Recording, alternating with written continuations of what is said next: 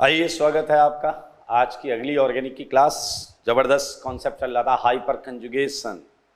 Nathan baker वाली story याद होगी आपको, किस खूबसूरती से उन्होंने विपरीत परिस्थितियां होते हुए भी, मार पिटाई होने के बाद, झापड़ खाने के बाद भी उन्होंने एक नए इफेक्ट के बारे में पता किया। और हमने काफ़ी हद तक प्लस एच पढ़ लिया था। दो टाइप के हाइपर कंजुगेशन इफेक्ट थे, plus H minus H. Plus H की हमने डेफिनेशन लिख ली थी। प्रोपीन के हमने हाइपर कंजुगेटिंग स्ट्रक्चर बनाए थे। टोटल कितने बने थे? 4।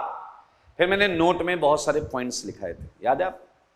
और उसका जो लास्ट पॉइंट था वो बड़ा मजेदार पॉइंट था, जिसमें मैंने आपको ये बोला था कि हम अगली क्लास में पढ़ेंगे कि किस टाइप की ओवरलैपिंग होती है एथाइल कार्बोकेटाइन में। ये 6th पॉइंट था, ऑर्बिटल ओवरलैपिंग वाला। 6th पॉइंट था ऑर्बिटल ओवरलैपिंग वाला, कि इथाइल केटायन हो या फिर एल्कीन हो। ये आईआईटी में आया हुआ क्वेश्चन है, ये आईआईटी एडवांस का क्वेश्चन है। तो मैं आपको ये बताऊंगा कि क्या सोच के आईआईटी ने क्वेश्चन पूछा था, ठीक है? लेकिन पहले मैं ये थोड़ा सा वहीं से हम लेकर चल रहे हैं। हम स्टार्ट कर रहे हैं बिल्कुल 6th पॉइंट से, जहां मैंने लिखा था ऑर्बिटल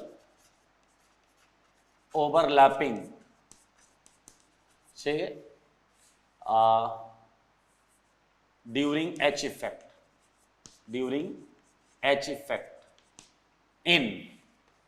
अब ए पॉइंट था इथाइल कार्बोकेटायन, इथाइल कार्बोकेटायन। तो मैं बिल्कुल इसे बताऊंगा, आप बिल्कुल टेंशन नहीं लें, पिछली क्लास में यहीं पर हमने छोड़ा था।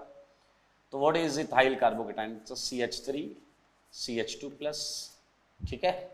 एंड एक पार्ट था propene. Okay, so no issue with that. हम ये अभी करेंगे, हम ये अभी करेंगे, टेंशन नहीं लेना है, ठीक है ना? ओके तो इसे हम 5 मिनट के लिए होल्ड करेंगे, रिलैक्स रिलैक्स वाले पोजीशन पे छोड़ देंगे। और एक दो चीजें मुझे बता दो, फिर हम ये कर लेंगे, ठीक है ना? अभी हम इसके बाद और भी पॉइंट्स करने वाले हैं। 6th पॉइंट है, इसके बाद हम 7th पॉइंट भी करेंगे, ठीक है ना? आइए, छोटा सा एक एग्जाम्पल मैं आपसे पूछना चाह रहा हूं। वो एग्जाम्पल आप देखिए, like look at toluene. Toluene, मेरे भाई टॉलुइन ये। और अगर आपको याद हो, ये उनमें से एक कंपाउंड है जो नाथन बेकर लेकर गए थे लेबोरेटरी के अंदर, याद है? ए यही था, पहले वाला कंपाउंड यही था। इसमें हाइपर कंजुगेशन होगा? अरे यार होगा, क्यों नहीं होगा? इसमें तो 3 अल्फा एच, 3 बेंजाइलिक एच। तो आइए मैं इसके कुछ हाइपर कंजुगेटिंग स्ट्रक्चर बनाऊं। ये प्लस एच कर रहा है, ये प्लस एच कर रहा है, तो मैं इसके कुछ हाइपर कंजुगेटिंग स्ट्रक्चर थोड़े से आपके सामने बनाता हूं। और आपको अगर याद हो तो प्लस एच बनाते समय हम नो बॉन्ड रेजोनेंस वाला कॉन्सेप्ट करते थे, क्योंकि पाई इलेक्ट्रॉन डेंसिटी जो है उसमें सिग्मा इलेक्ट्रॉन डेंसिटी जा रही है। अब एक सिग्मा बॉन्ड की इलेक्ट्रॉन डेंसिटी जाएगी तो अब बॉन्ड पार्शियल रह जाएगी। और हम एक्सट्रीम केस शो करते हैं, इसलिए हम लाइक सारे लोग देखें, जैसे मैंने इस H के इलेक्ट्रॉन्स चुराए, अगर इस वाले CH बॉन्ड के इलेक्ट्रॉन्स चुराए हैं, तो आप देख सकते हैं जो टच नहीं किया उसे वैसे ही बना दो। इसे टच नहीं किया, इस H को टच नहीं किया, इस H को टच नहीं किया। मेरे भाई यहां मुंह पर माइनस आया होगा, यहां पूंछ पर प्लस आया होगा, और यहां C पर माइनस आया होगा। H कहां है? H हवा में लटका हुआ है। और यहां डबल आ जाएगा, क्योंकि यहां माइनस यहां प्लस, ये डबल आ जाएगा। देखो, ये देखो, देख लो आप सारे दोस्त। अब बताओ, ये माइनस जो है डेफिनेटली अब ये रेजोनेंस फिनोमेना के तरीके से आपको दिखेगा। और बताइए कहां? अब आपने क्या क्या टच नहीं किया? ये टच नहीं किया, ये H यहां, ये H यहां, ये H प्लस यहां, डबल डबल, ये माइनस यहां। अब देखिए ये माइनस इसे इस तरीके से रिपेल करेगा, देखते रहना, वो भी बोर्ड पर। ये minus, double double double, CH और ये H प्लस। और अगर आप देख पा रहे हैं तो ये माइनस वापस इसके साथ रेजोनेंस कर सकता है। हाइपर कंजुगेशन को एक टाइप समझी जा सकती है रेजोनेंस की, लेकिन आईआईटी में आप हाइपर कंजुगेशन को इससे इंटैक्ट रखें, अलग रखें। मेरे भाई अब क्या बनेगा? अब देखें, CH बनेगा और बॉन्ड ये आ जाएगी। क्लियर? तो अगर आपके पास बुद्धि नाम की चीज है और मैं आपसे पूछूं टोटल कितने स्ट्रक्चर्स बनेंगे, तो टोटल स्ट्रक्चर्स कितने बनेंगे, कोई बता सकता है? टोटल स्ट्रक्चर्स इस तरीके से कितने बनेंगे, गेस करो। अभी 3 H हैं, 3 में से एक ही H का आपने इन्वॉल्वमेंट किया है, अभी 2 H के और कर सकते हैं। यहां पर वो फॉर्मूला नहीं लगा सकते जो मैंने पढ़ाया था 1 + n-alpha-H। 1 + n-alpha-H तभी लगेगा जब कंपाउंड में केवल हाइपर कंजुगेशन होगा। मैंने पिछली क्लास में फॉर्मूला लगाया था पॉइंट नंबर 3 में। पॉइंट नंबर 3 में एक नोट का पॉइंट नंबर 3 जो था उसमें एक फॉर्मूला लिखाया है, total number of hyper conjugating structure equal to 1 + n-alpha-H। वो यहां नहीं लगाना, यहां रेजोनेंस भी इन्वॉल्व है हाइपर कंजुगेशन के साथ। ये तो ऐसे ही कैलकुलेट करके बताओ, एक H को हमने इन्वॉल्व किया तो ये 5 बने, अभी बाकी 2 H और है। और अगर आपका दिमाग आपको 15 बोल रहा है तो आप छोटे मोटे लोग नहीं है, बहुत बड़े वाले मेरे भाई। फर्स्ट एंड लास्ट सेम रहेंगे।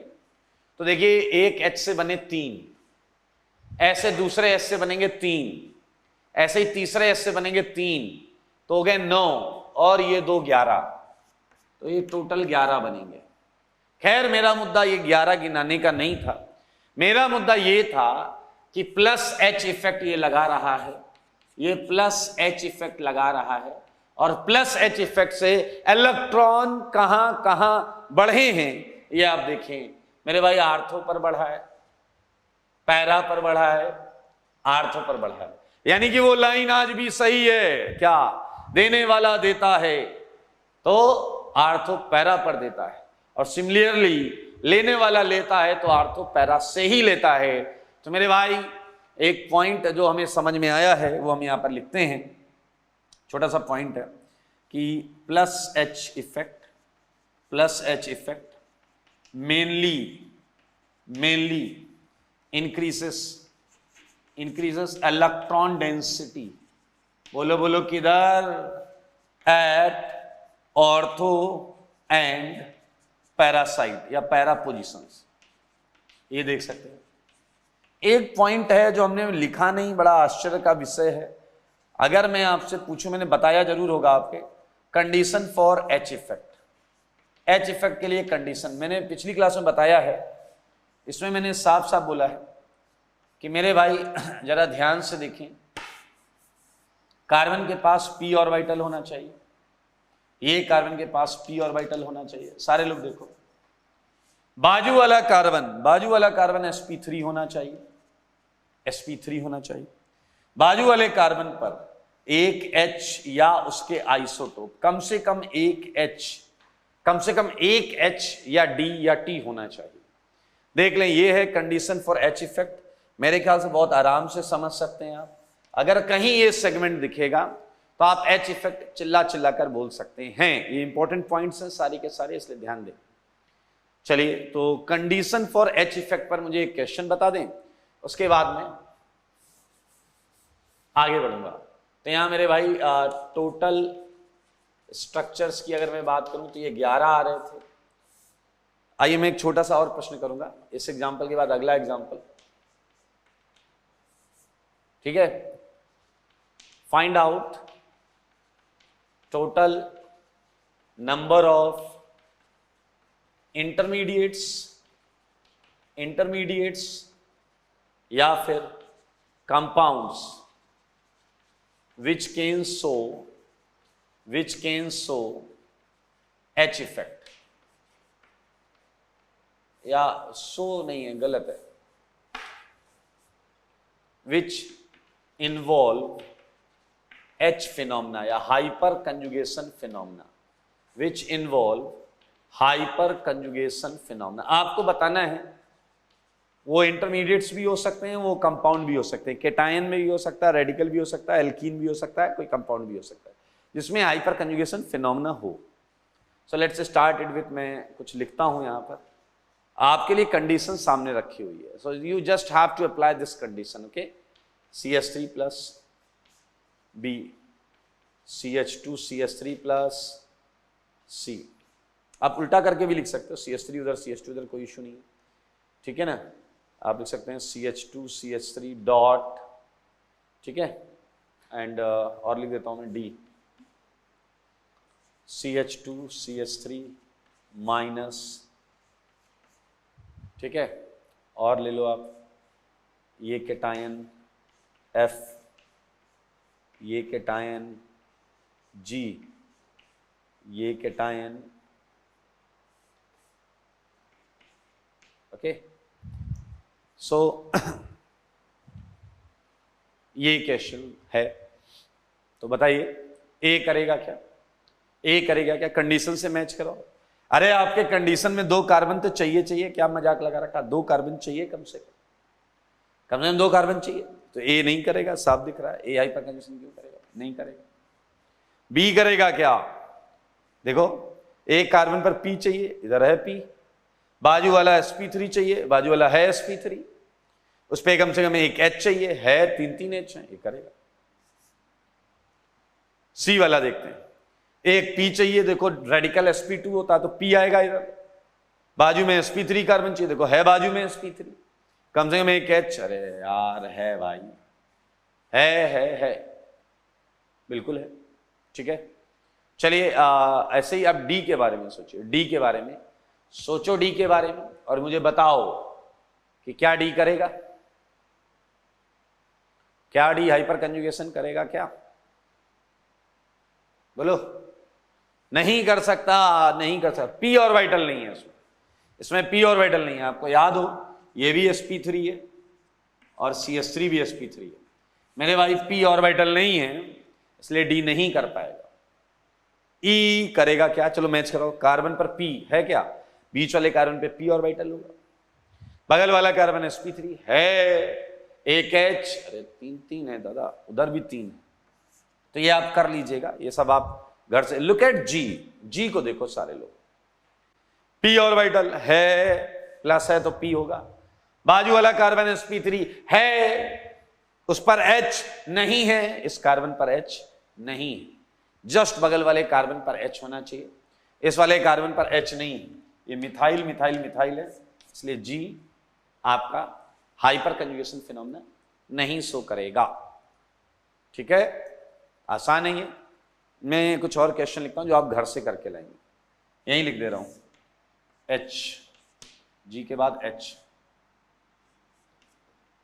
I, J, K,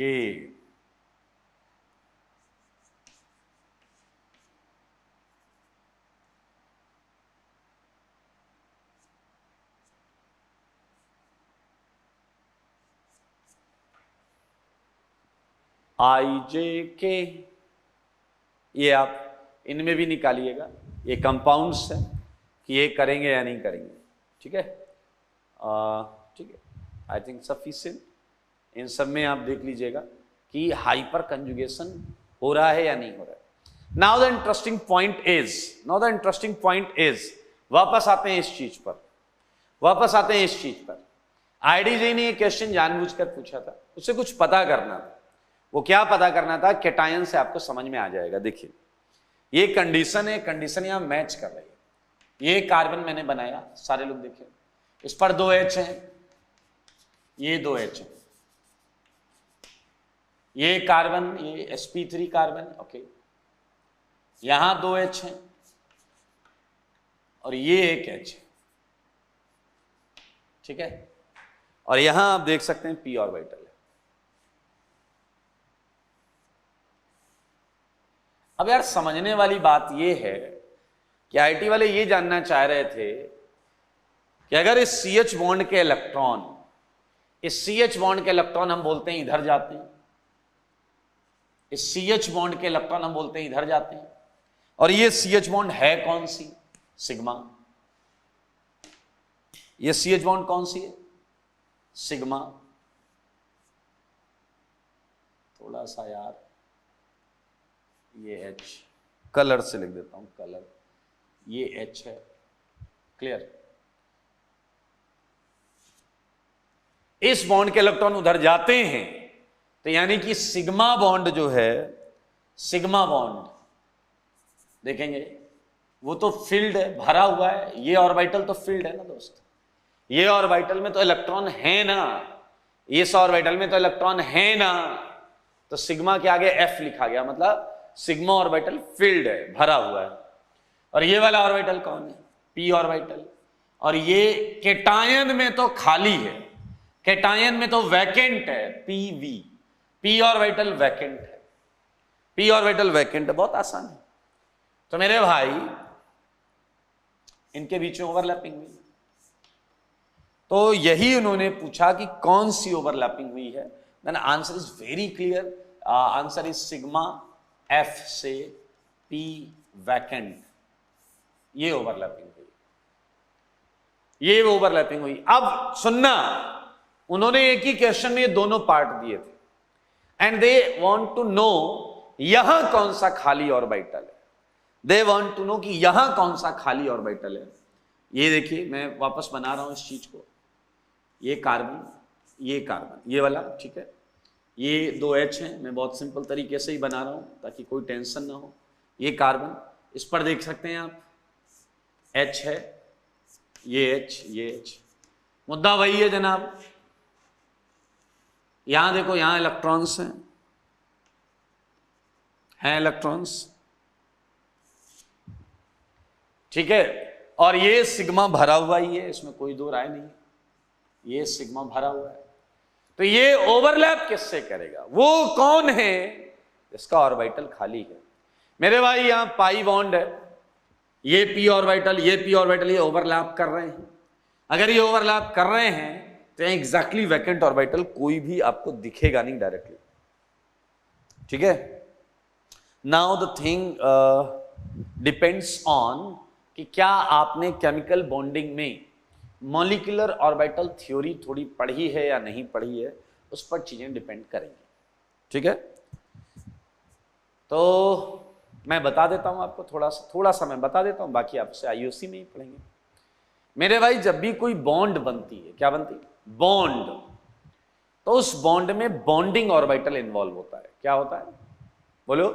bonding orbital involve होता है। बॉन्डिंग आपने नहीं सुना है तो सुनिए। ऑर्बिटल्स मॉलिक्यूलर ऑर्बिटल थ्योरी के हिसाब से दो टाइप के हो सकते हैं, एक बॉन्डिंग ऑर्बिटल हो सकता है और एक क्या हो सकता है? एंटी बॉन्डिंग ऑर्बिटल हो सकता है। क्या हो सकता है? बॉन्डिंग ऑर्बिटल, एक होगा एंटी बॉन्डिंग ऑर्बिटल। अब आपको एक मजेदार बात बता रहा हूं, हर बॉन्ड में बॉन्डिंग ऑर्बिटल इन्वॉल्व होता है और एंटी बॉन्डिंग ऑर्बिटल खाली होता है। लुक एट बोर्ड, जैसे मैंने आपको दिया, ये देखो CH3Cl, आप देखें CH3Cl दिख रहा है आपको?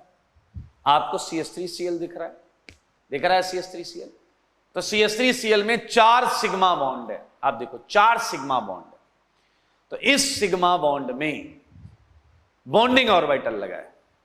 और अगर मैं एंटी बॉन्डिंग की बात करूं तो कार्बन क्लोरीन का एंटी बॉन्डिंग इसके 180 डिग्री पर खाली रहता है, CH बॉन्ड का नीचे से एंटी बॉन्डिंग खाली रहता है, इसका इधर एंटी बॉन्डिंग खाली रहता है। Anti bonding orbital usually high energy orbitals होते हैं जो मॉलिक्यूल में खाली पड़े रहते हैं। इनमें इलेक्ट्रॉन यूजुअली तब तक नहीं जाते जब तक और कोई ऑप्शन ना हो। इनमें इलेक्ट्रॉन्स तब तक नहीं जाते जब तक और कोई भी ऑप्शन ना बचाओ। अगर कोई और ऑप्शन है तो इनमें इलेक्ट्रॉन कतई नहीं जाएंगे, ठीक है, क्योंकि हाई एनर्जी ऑर्बिटल होता है और ये बहुत ज्यादा स्टेबिलिटी प्रोवाइड नहीं करेगा। अगर लेकिन कोई ऑप्शन ही नहीं है तो हम इनमें इलेक्ट्रॉन देते हैं। मेरे भाई ऐसे कोई भी बॉन्ड हो, सिग्मा बॉन्ड है तो बॉन्ड जो बनी है उसमें बॉन्डिंग ऑर्बिटल वो भरा होगा और एंटी बॉन्डिंग ऑर्बिटल खाली पड़ा रहता है। ये आप इनऑर्गेनिक में मॉलिक्यूलर ऑर्बिटल थ्योरी में बहुत अच्छा समझेंगे, ठीक है। तो ये हल्का सा यूज आता है यहां पर, तो मैं आपको बता देता हूं कि जैसे यहां पाई बॉन्ड है तो पाई बॉन्ड में पाई बॉन्ड कौन बना रहा होगा? बॉन्डिंग ऑर्बिटल, और वो भरा होगा, लेकिन उसी समय पाई का एंटी बॉन्डिंग ऑर्बिटल वहां पर खाली पड़ा होगा।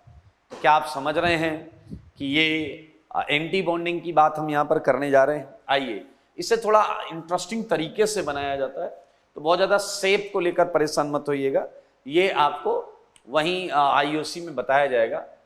पाई बॉन्डिंग का शेप थोड़ा इस टाइप का होता है,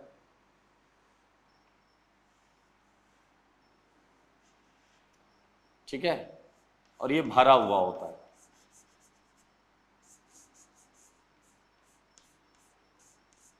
ये भरा हुआ होता है, ये है पाई बॉन्डिंग फील्ड, एफ है इसके अंदर, पाई फील्ड। लेकिन ये भी देखिए, इस समय ये होते हैं पाई एंटी बॉन्डिंग,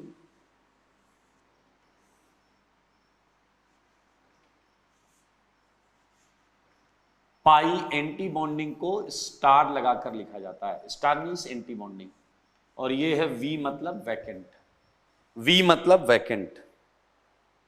तो मेरे भाई दरअसल ये ओवरलैपिंग होती है। तो किस टाइप की ओवरलैपिंग हुई है यहां? सिग्मा एफ और पाई स्टार वैकेंट, एल्कीन्स में इस टाइप की ओवरलैपिंग होती। तो ये क्वेश्चन आईआईटी में आया, और आपको जानकर आश्चर्य होगा, ये क्वेश्चन हर एवरेज और अच्छे बच्चे का सही ही था। इसका क्रेडिट जाता है, उन्होंने इस क्वेश्चन में ऑप्शन इतने गंदे रखे थे, इतने गंदे ऑप्शन कि आप सोच नहीं सकते। बताऊं, सुनना क्या? अगर आपको हाइपर कंजुगेशन आता है तो आपको यह तो पता होगा ना कि सिग्मा फील्ड ही होगा, ये तो पता होगा ना, सिग्मा फील्ड ही होगा। हाँ, और दूसरा जो भी होगा, दूसरा जो भी होगा वो खाली होगा। इतना तो क्लियर है ना दोस्त, इतना तो क्लियर होगा ना मेरे भाई। एक ही ऑप्शन था 4 ऑप्शन में, जिसमें सिग्मा भरा हुआ था और दूसरा जो भी था वो यही था, वो खाली था। बाकी ऐसे ऐसे ऑप्शन थे, sigma field, P field, field field का एक ओवरलैप करेंगे। एक में था सिग्मा वैकेंट पी फील्ड, मजाक चल रहा है क्या? सिग्मा कैसे वैकेंट? और एक ही ऑप्शन था जिसमें सिग्मा भरा हुआ था और उसके साथ में जो दूसरा ऑर्बिटल था वो खाली था। तो हर बच्चे का सही था ये। It's a important point. So ये नोट के पॉइंट हैं जो मैंने आपको यहां पर लिखाए हैं, और ये इसके बाद कुछ एग्जांपल्स हैं। तो मैं ये पहले नोट के पॉइंट हटाऊंगा, ठीक है? मैं नोट के पॉइंट हटा देता हूं, बहुत इंपॉर्टेंट है, आप देख लें।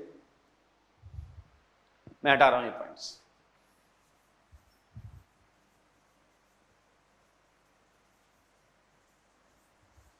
ओके, नाउ एक एग्जांपल हमने ये किया, एक एग्जांपल हमने आधा किया है, आधा आपके लिए होमवर्क है, ठीक है?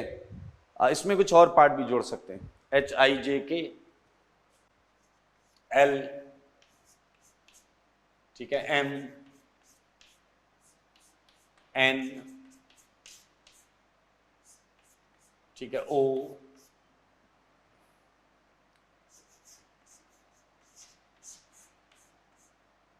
ठीक है। इनमें आप वही निकालिएगा कि हाइपर कंजुगेशन कर रहे हैं या नहीं कर रहे हैं। I think it's very easy. आप देखिए यहाँ वही पाई एंटी बॉन्डिंग होगा और ये बगल में C पर H है, तो बिल्कुल हाइपर कंजुगेशन होगा। एल्कीन का अल्फा H, तो अभी अभी हमने जो पढ़ा तो मिलेगा आपको, यहाँ भी हाइपर कंजुगेशन मिलेगा, तो ये कर लीजिएगा। ओके, इसके बाद एक और एग्जाम्पल करेंगे। ये एग्जाम्पल थोड़ा मजेदार है। Calculate total number of hyper conjugating structure, hyper conjugating structure. याद रखना, वहां मैंने बहुत बात की थी, involving CH bond, involving CH bond electrons. मेरे भाई मैंने फॉर्मूला आपको जो लिखाया था total number of HS, note के 3rd पॉइंट में, उसमें मैंने लिखाया था पहले HS not involving CH bond plus HS involving CH bond. Not involving हमेशा 1 होता था और इन्वॉल्विंग हमेशा अल्फा हाइड्रोजन के बराबर होते थे। तो यहां पर आपसे वही पूछे गए हैं जिनमें इन्वॉल्व हो रहे हो CH बॉन्ड, यानी कि अल्फा H वाले केसेस पूछे गए। So let's start it with, बहुत आसान है। A part CH2 CH3 plus, B part बहुत आसान है दोस्त, सी पार्ट मर्सिडीज साइन दे देता हूं मैं आपको, ठीक है, डी पार्ट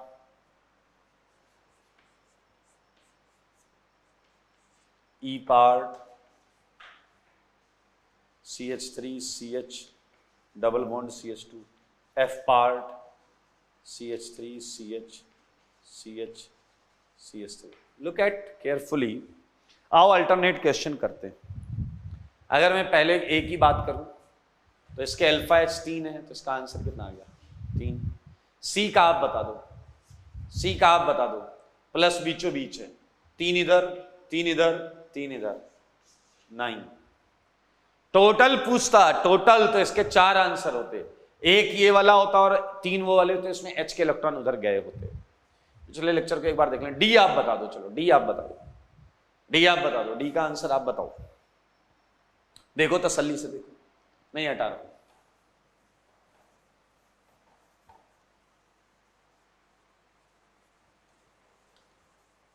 बताओ डी। हाँ, अल्फा एच ही तो गिनने हैं, 3 1 2 6। ये IIT JEE एडवांस का क्वेश्चन है, ये IIT JEE एडवांस का इंटीजर टाइप का क्वेश्चन, ये आया हुआ है भाई, IIT JEE advance integer type question, देख लो। ओके, तो हो गया E F। कुछ और पार्ट ले लेते हैं, G। याद रखना पूरे H के, पूरे उसके पीछे मत भागना कि कितने H हैं, हमें केवल अल्फा H चाहिए, यहाँ के और यहाँ के, उसके आगे के नहीं चाहिए, ठीक है। तो ये आराम से कर लेंगे यार।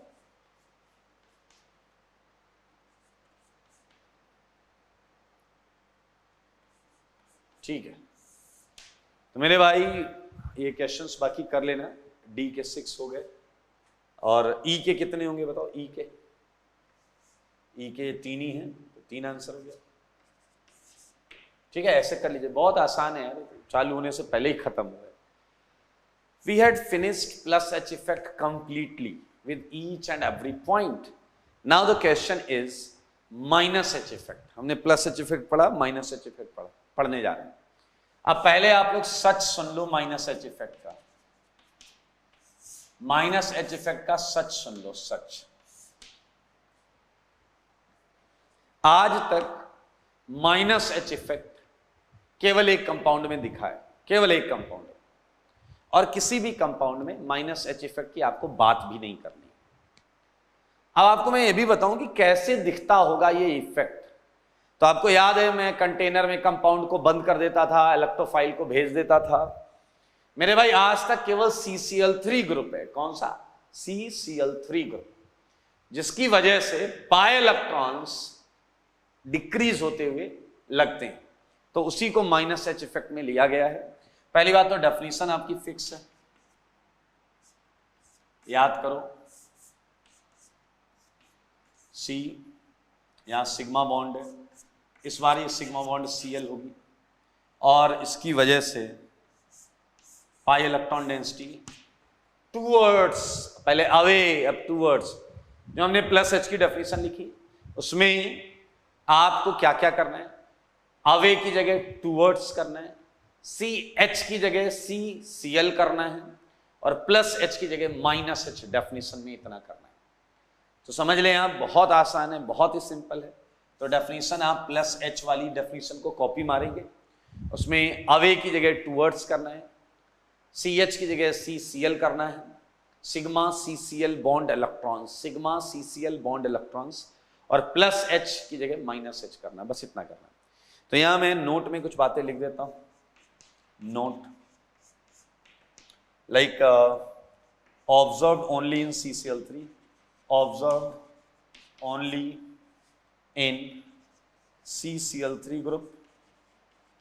ओके, CCl3 ग्रुप में देखा गया when it is attached, जब CCl3 किसी कंजुगेटेड सिस्टम से जुड़ा है, attached with pi electron density या pi electron system, pi electron system से लगा है, तो केवल CCl3 में ही माइनस H इफेक्ट देखने को मिला है।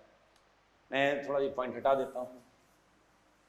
मैं आपको बता दूं कि minus H effect withdrawing effect है।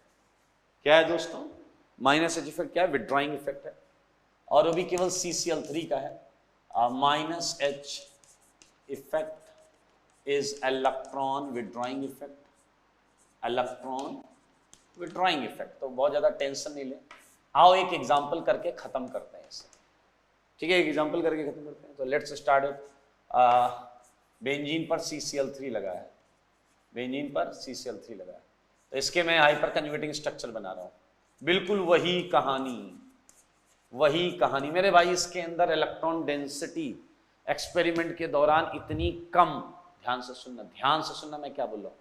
CCl3 रिंग से रेजोनेंस करने का, -I कर रहा, आई एग्री, -I से इसने कुछ इलेक्ट्रॉन्स बाहर निकाले होंगे, आई एग्री, लेकिन एक्सपेरिमेंट ये शो करता है कि इस रिंग में बहुत कम इलेक्ट्रॉन्स हैं, इस रिंग में बहुत कम इलेक्ट्रॉन्स हैं, और इतनी कम इलेक्ट्रॉन डेंसिटी केवल अकेला -I जस्टिफाई नहीं कर सकता, केवल अकेला -I जस्टिफाई नहीं कर सकता। और -I तो सिग्मा इलेक्ट्रॉन डेंसिटी खींच रहा होगा, तो कोई ऐसा है जो पाई इलेक्ट्रॉन डेंसिटी को खींच रहा है।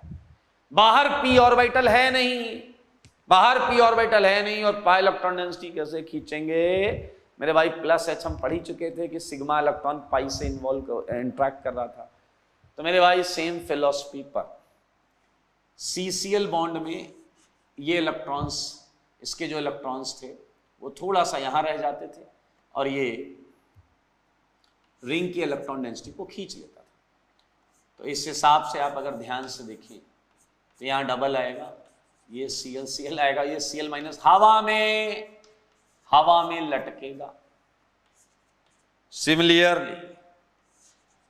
सिमिलियरली आप बना लेना, आपको आर्थो और पैरा पर प्लस दिखाई देगा। लेने वाला लेता है तो आर्थो पैरा से लेता है, मेरे ख्याल से वो बात तुम्हें अभी भी याद होगी। Okay, so this is and dash dash dash कर दो, डैश डैश डैश कर दो। सो नोट का एक पॉइंट में और लिखता हूं, वो है सेकंड पॉइंट, -H क्या करेंगे बोलिए? डिक्रीजेस इलेक्ट्रॉन डेंसिटी, बोलो, mainly from ortho and para. वो तो कॉमन सेंस है, देने वाला देता तो आर्थो पैरा देता, लेने वाला लेता तो आर्थो पैरा से लेता। एंड -H से आपकी मुलाकात होने की प्रोबेबिलिटी बहुत कम है, -H से आपकी मुलाकात होने की प्रोबेबिलिटी एक्चुअली बहुत कम है। तो this is all about +H and -H। तो आपने समझा। और आइए एक छोटा सा टॉपिक हम लेते हैं जो हाइपर कंजुगेशन से इन्फ्लुएंस्ड है, प्रभावित करें, या छोटे टॉपिक से पहले एक अच्छा टॉपिक वो करते। चलिए एक छोटा सा वाक्य सुनो, बहुत पहले की बात है। अब कॉपी किताब किनारे मत रख देना कि सर ने कहानी चालू की, अपन आराम से फैल के कहानी सुनेंगे। ये मैं हटा देता हूं पहले, है ताकि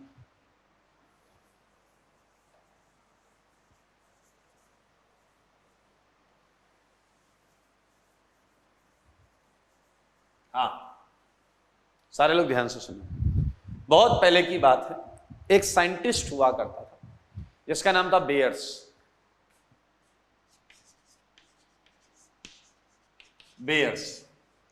ठीक है? बेयर नाम था, बेयर्स नहीं था, बेयर नाम था।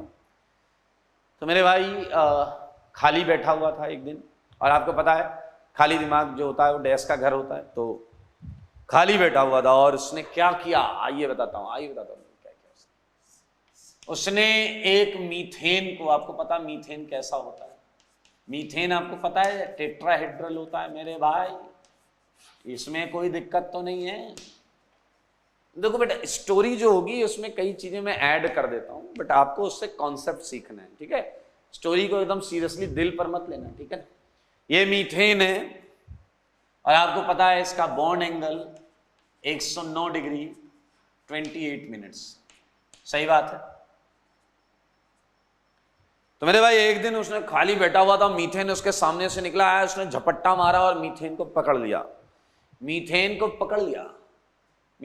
पकड़ के उसने जबरदस्ती मीथेन के सारे हाइड्रोजन को 90 डिग्री पर कर दिया, 90 डिग्री पर। मेरे भाई सच बताओ, सोचो मीथेन के मन में क्या चल रहा होगा? हाँ बस सोचना है, बोलना नहीं है। मीथेन के मन में बेयर के लिए डैश डैश चल रहा होगा, एकदम चुनिंदा क्वालिटी के डैश डैश चल रहे होंगे, क्योंकि मीथेन 90 डिग्री पर स्टेबल नहीं होगा। उसके बॉन्ड पेयर 109 पर रह सकते हैं, तो पास ले जाओगे तो रिपल्सन लगेगा। So this geometry is not logical, this geometry is hypothetical. बस उसने ऐसे पकड़ा, ऐसे जबरदस्ती चारों एच को 90 पर किया और फिर छोड़ दिया। आप बताओ, क्या वो जब इसने छोड़ेगा तो क्या वो यहां भागकर कूद कर आ जाएंगे या नहीं आ जाएंगे? सारे बोलो, कूद कर इधर आएंगे या नहीं आएंगे? बोलो बोलो बोलो। अरे यार, तुम्हारा हाथ कोई ऐंठ दे 125 डिग्री तो तुम्हें दर्द होगा, और जब वो हाथ छोड़ेगा तो क्या आपका हाथ 125 पे रहेगा? उसे घुमा के सीधा करोगे कि नहीं करोगे? ओके, सो ये कॉन्सेप्ट आपके सामने। वैसे आपको ऐसा तो नहीं लगता कि वाकई बेयर्स ने मीथेन को दबोच लिया था? ऐसा नहीं था, अरे मजाक है ये सब, तो कॉन्सेप्ट सीखो मेरे भाई। बेयर ने एक थ्योरी दी थी, तो वो मैं आपको बताने जा रहा हूं। Baeyer's strain angle theory. Baeyer ने स्ट्रेन एंगल को लेकर एक थ्योरी दी थी, और उसने क्या बोला था? For tetrahedral atom, for tetrahedral, ये टेट्राहेड्रल है sp3, ठीक है, atom maximum stability for tetrahedral atom. थोड़ा सा और करेक्ट करते हैं यार, for maximum stability of a tetrahedral compound,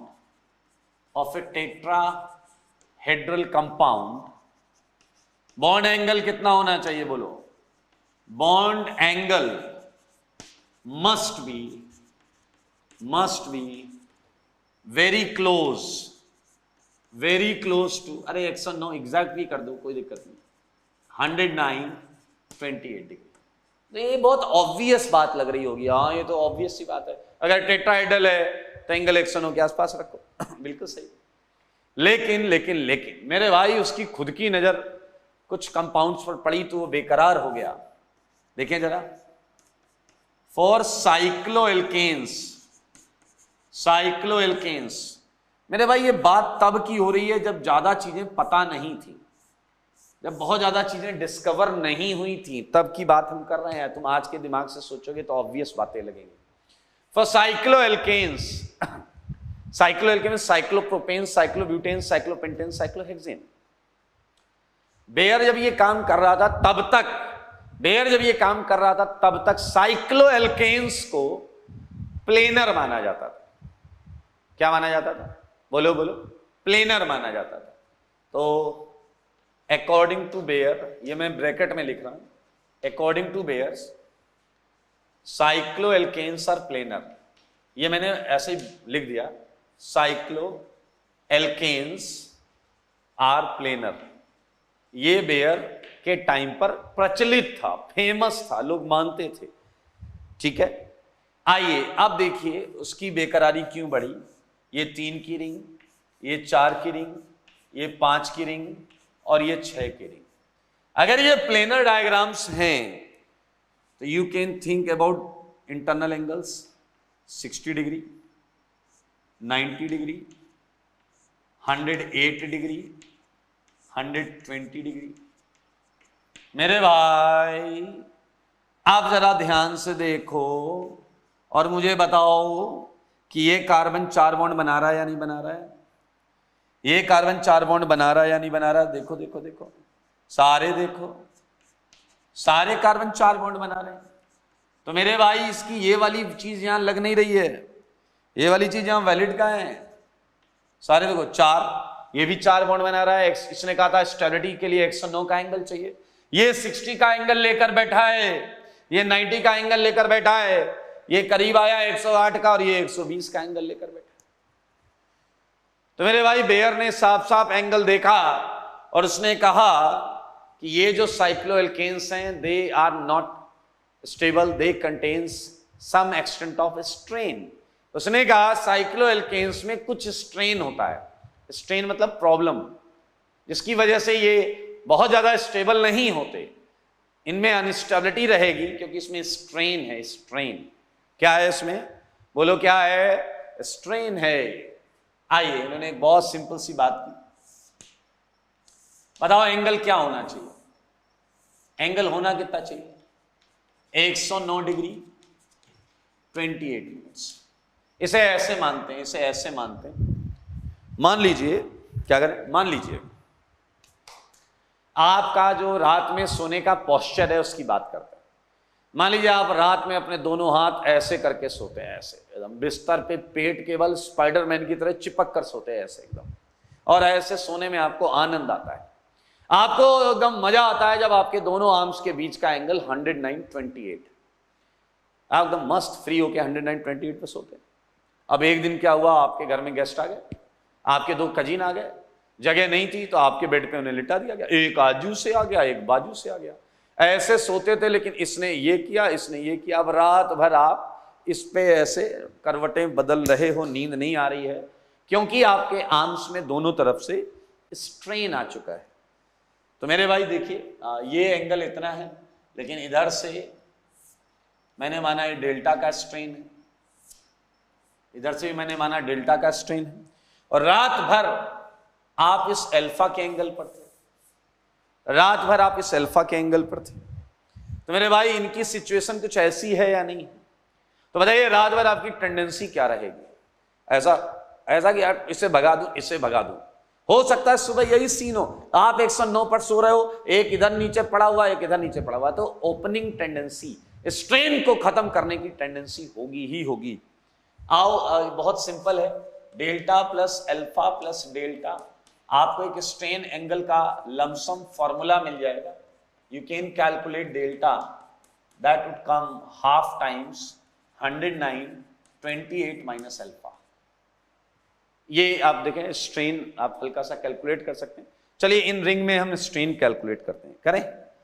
so for alpha equal to 60, alpha equal to 90, alpha equal to 108 and alpha equal to 120।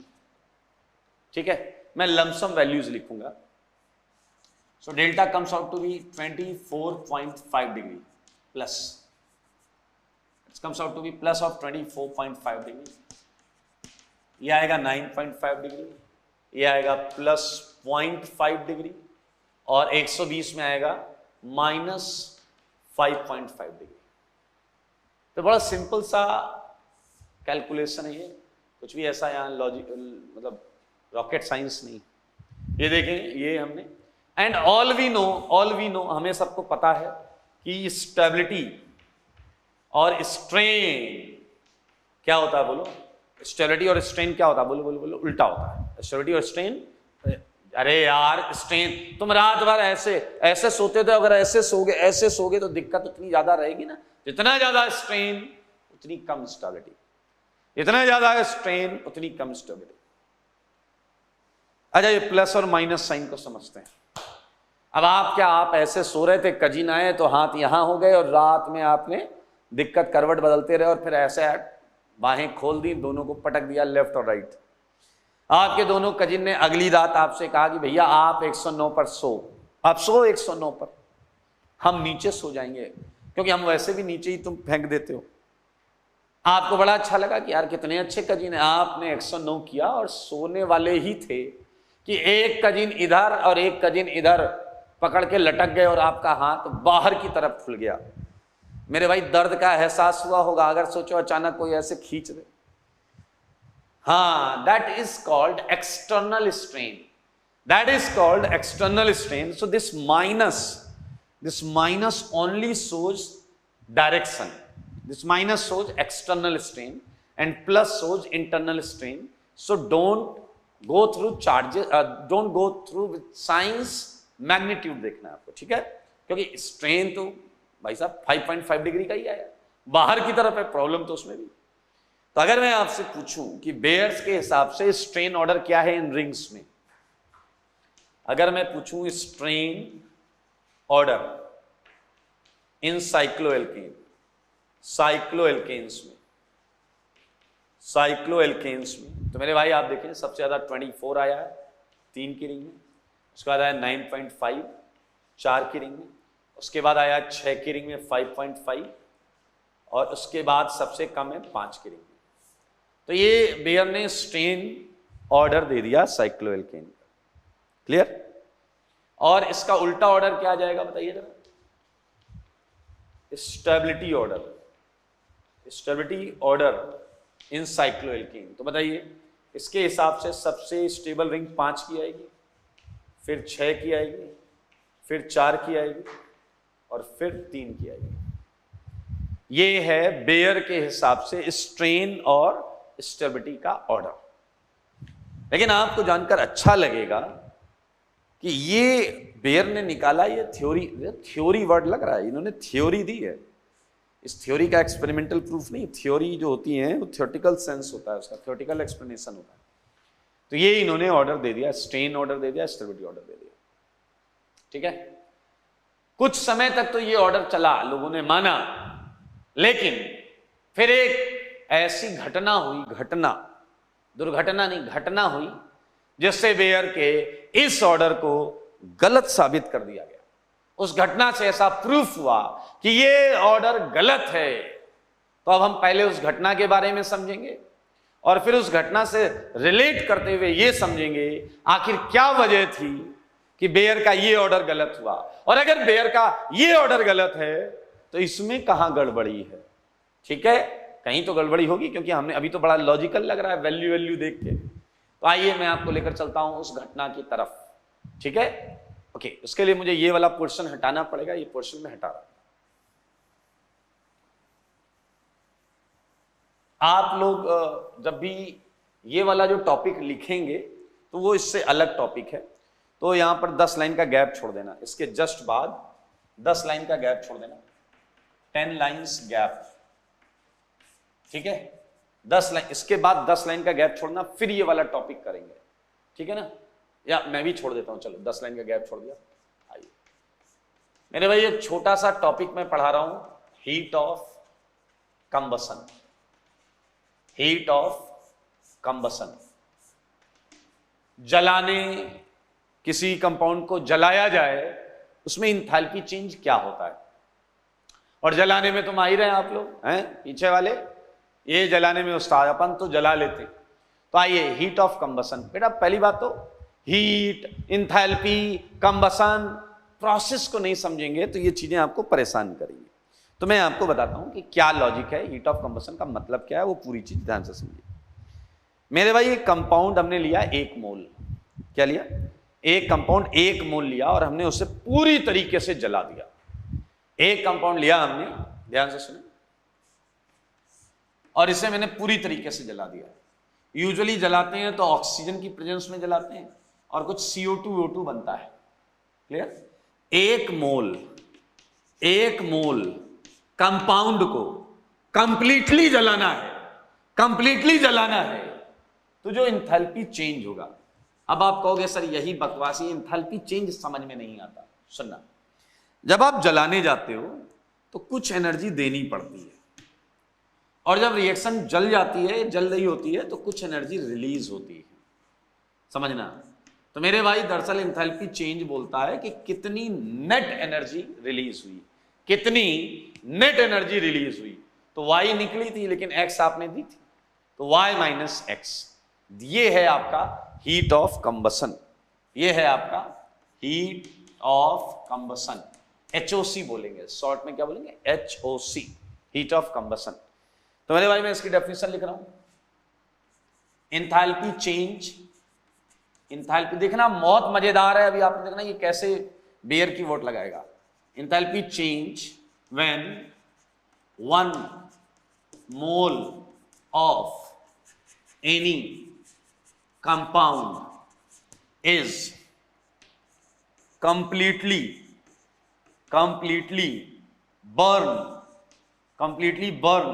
और जलाने को ही ऑक्सीडेशन बोलते हैं, जलाने को ही ऑक्सीडेशन, कंप्लीटली बर्न और ऑक्सीडाइज्ड, सही है। तो देख लें HOC क्या है, enthalpy change when 1 mole of any compound is completely burn या ऑक्सीडाइज्ड, उसे हीट ऑफ कंबसन बोलते हैं। और रेफरेंस के लिए मैंने एक छोटी सी रिएक्शन यहां पर लिख दी है। अच्छा, अब आप हीट ऑफ कंबसन निकालेंगे कैसे? अरे कंपाउंड लो, जला दो, और जो भी इंस्ट्रूमेंट होते हैं हीट मेजर करने के लिए उससे कर लो। अपने को तो यार पेपर में क्वेश्चन आएगा तो अपन पेपर में थोड़े आग लगा देंगे कि पेपर में कंपाउंड बना है इसका HOC निकालना है, आपने निकाली माचिस आग लगा दिया, ऐसा नहीं करना, गलत बात। हमें कुछ उसमें टिकड़म लगाना है, हमें कुछ फंडे लगाने हैं, उससे हीट ऑफ कंबसन निकालना है। तो heat of combustion, heat of combustion पहले सबसे पहले जैसे कंपाउंड पर आपकी नजर पड़ेगी तो सबसे पहले आप हीट ऑफ कंबसन में ये देखेंगे कहां जलाने के लिए मटेरियल ज्यादा है, कहां जलाने के लिए मटेरियल ज्यादा है। मतलब मैं मीथेन दे दूं और प्रोपेन दे दूं, तो मेरे भाई प्रोपेन में 3 कार्बन है, ज्यादा बॉन्ड्स हैं, ज्यादा एटम्स हैं जलाने के लिए, तो उतना हीट ऑफ कंबसन ज्यादा होगा।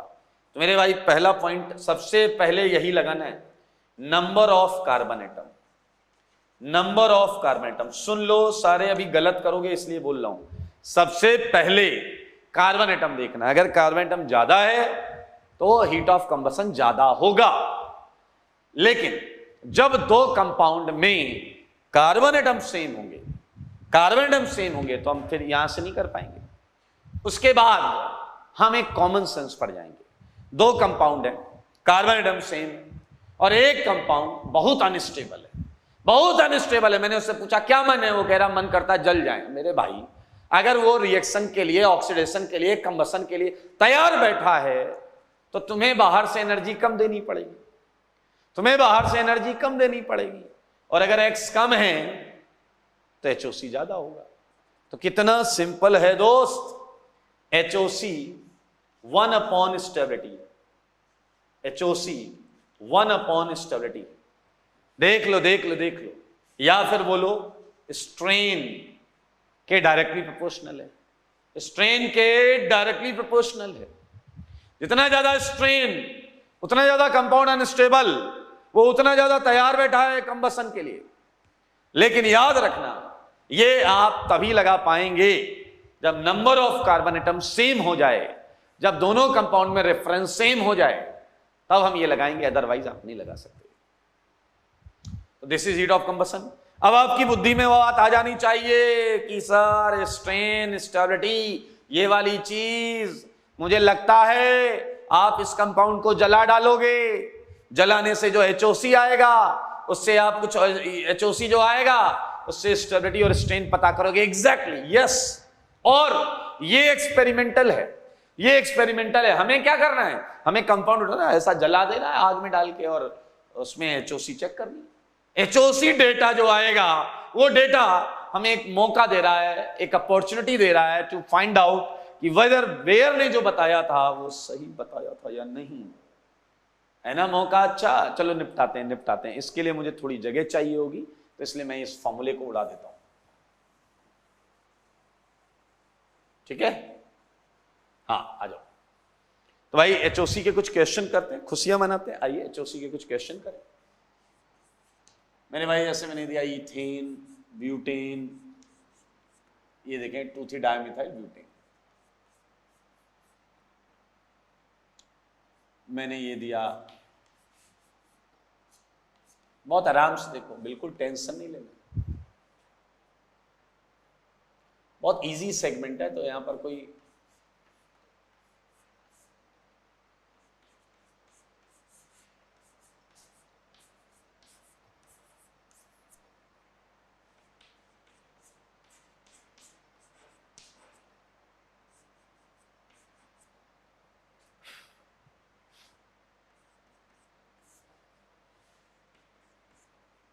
देखते रहो देखते रहो देखते रहो। मैं थोड़ा सा एक लाइन और उड़ा रहा हूं।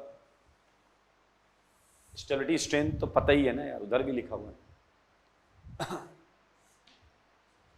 8 क्वेश्चन मैंने आपको HOC के दिए।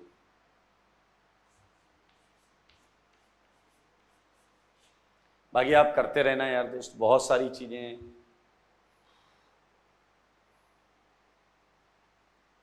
और ले लो यार, अब ले ही रहे हो तो 9th ऐसे ही कुछ याद आ रहा है।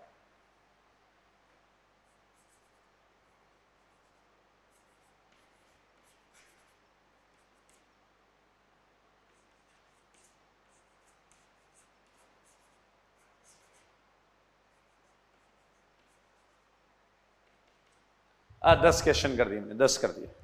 पहला rule number of carbon atom, पहला रूल लगाओ। वन में आंसर क्या है? वन में HOC का आंसर क्या है? कार्बन गिन लो, 3 2 1। 2 में करो, 2 में करो, कार्बन एटम गिनो, बराबर आ गए तो निश्चिंत हो जाओ, टेंशन मत लो। अब हम स्टेबिलिटी देखेंगे। दूसरे वाले में रेजोनेंस है, दूसरा वाला ज्यादा स्टेबल है, तो पहला वाला कम स्टेबल है, पहला वाला कम अरे जवाब मिल गया भाई, बधाई हो, जवाब मिल गया। 1 > 2। पहला वाला कम स्टेबल है तो HOC ज्यादा आएगा। थर्ड वाला, मजाक करते हो जनाब, मजाक। कार्बन है इधर 6, इधर 5। आइए फोर्थ का जवाब दीजिए। फोर्थ का जवाब अंधा आदमी भी बता दे। कार्बन एटम 3 4 5 6, तो आंसर क्या आ गया? HOC का आंसर क्या आ गया?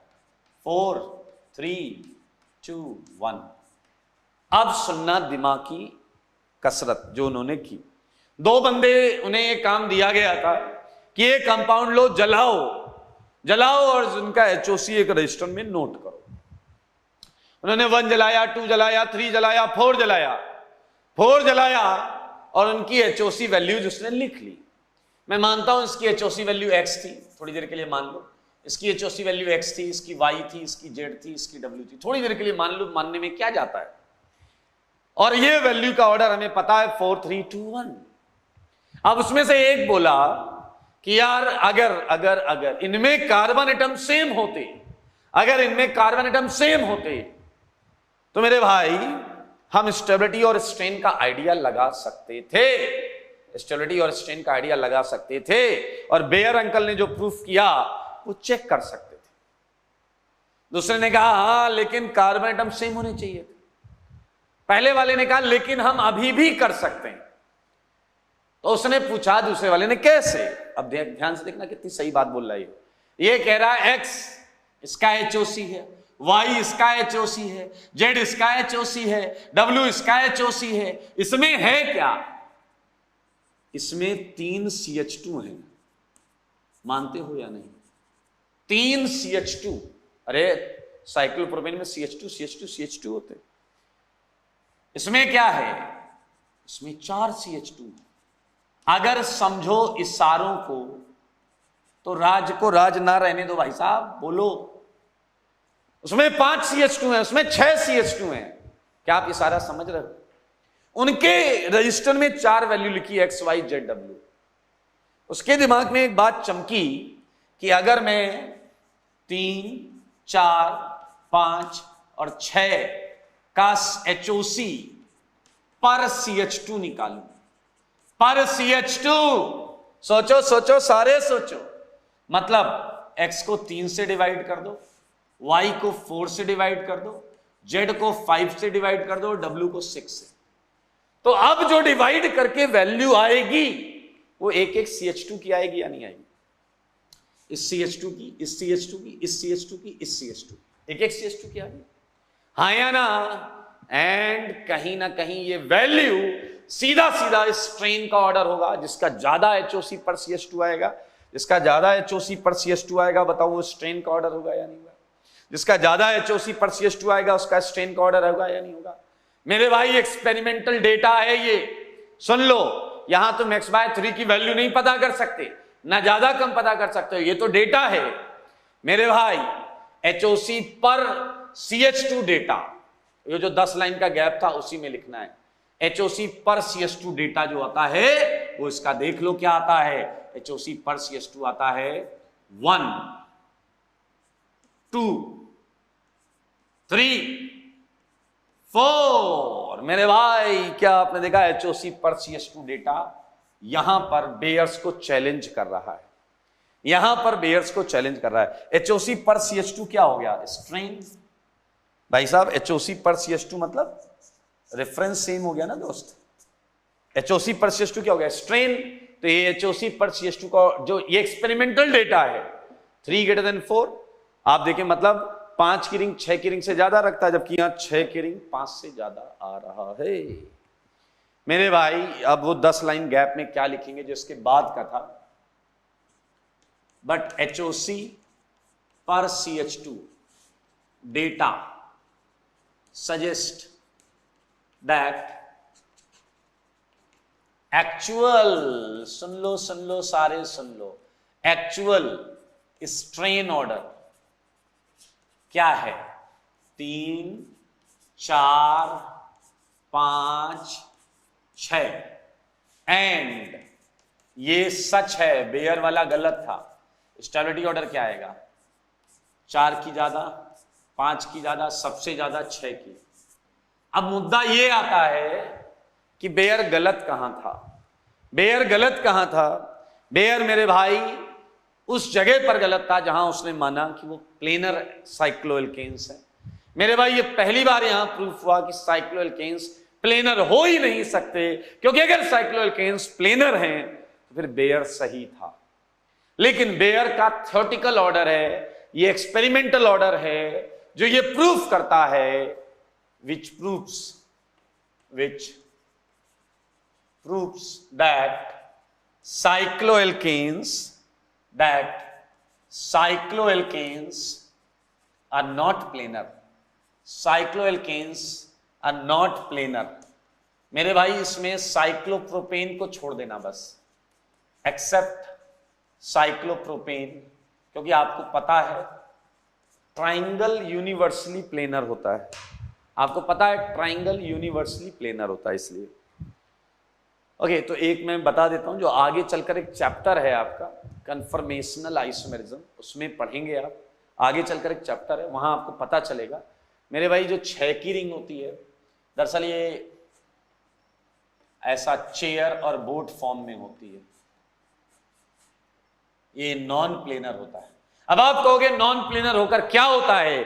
मेरे भाई याद करो, प्लेनर जब बेयर ने माना था तो इसके अंदर का एंगल 120 माना था नहीं माना था?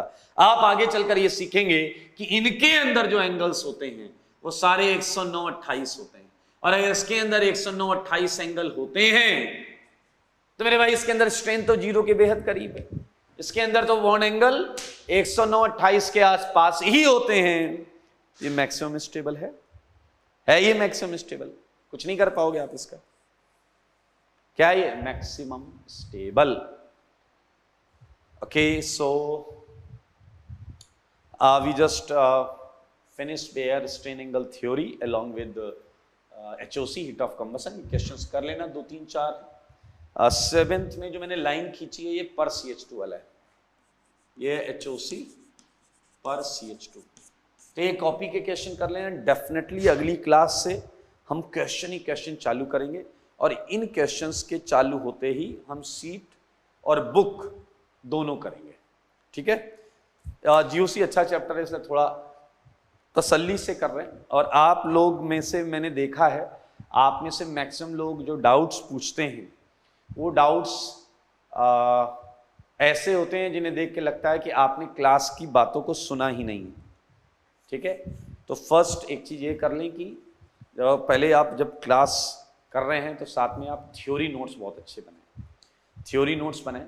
और मैंने जो बातें बोली हैं वो आप पैराग्राफ में लिख सकते हैं, साइड में लाइन खींच के लिख सकते हैं, ताकि जब आपको आगे कोई इशू आए तो आप वो पॉइंट्स देखें, उससे चीज़ें आपको दिमाग में आ जाए। चलिए आज के लिए इतना ही, tata bye bye, take care.